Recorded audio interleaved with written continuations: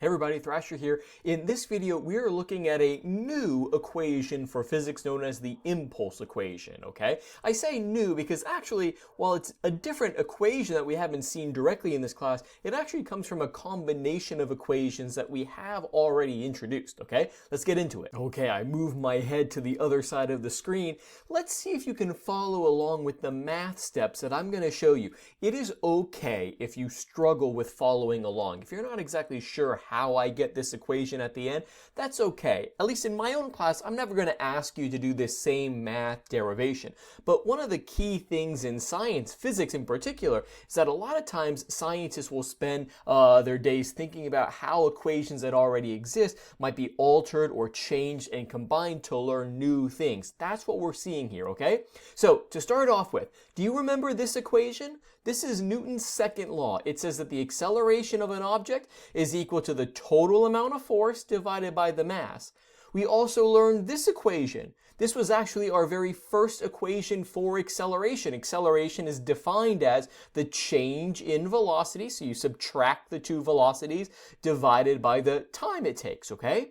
Now, both of these equations are for acceleration. Acceleration is equal to this, and acceleration is equal to this.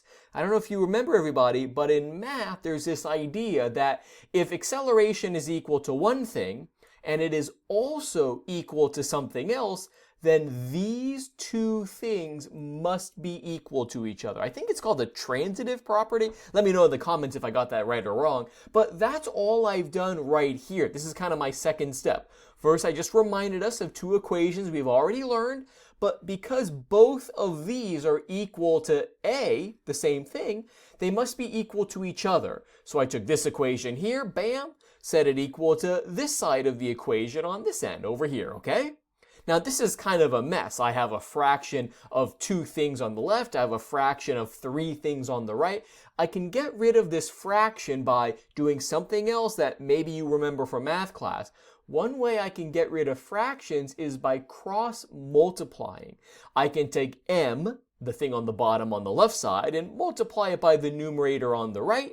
I could do the same thing where I take the denominator and I multiply it by the thing in the numerator on the left-hand side of the equation. That's all I've done right here. I've cross-multiplied, meaning I take t and I multiply it by this f total. So I'll have f total multiplied by t. That's what I have here. That's all I've done. I cross-multiplied. I like swung t over here. I added the parentheses just to make it a little easier to see that there's f and there's t. On the right-hand side, same thing. I cross-multiplied. I took the mass, I multiplied it by VF minus VI. Now, you got to kind of keep these things together. So again, I use parentheses, okay? So I have F total multiplied by T equals M VF minus VI. And then, team, I did one last step. I distributed. If I have mass multiplied by this thing in parentheses, again, maybe you remember this. Hopefully you remember it, but it's okay if it's been a while.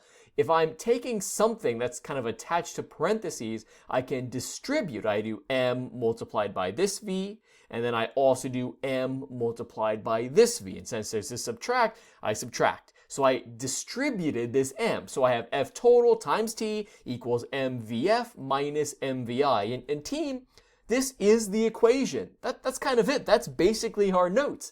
This thing is known as the impulse equation. What it says is, F was total force. Hopefully you remember that. T is time. When you take force and you multiply it by time, what is that equal to? mv minus mv, or mvf minus mvi. Question, everybody. I know you know this is mass and you know this is velocity, but what is this right here? What is m times v? That's momentum. So this m times v is final momentum. Final because this is the final velocity.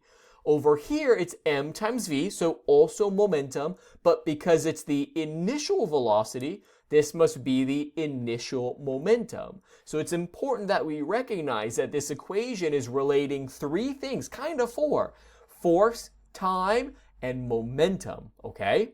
This equation, again, is what's known as our impulse equation, all right? Now, equations mean things. They're not just pure math expressions. They are describing something. Let's make sure we understand what this equation is describing. I'm going to get to this word in just a second. I'm actually starting down here, okay? What this equation is saying is, if I apply a force, I shove, I push, I kick, I pull something. If I apply a force for a certain amount of time, what's going to happen? The momentum is going to go from one value to another value. The momentum is going to change.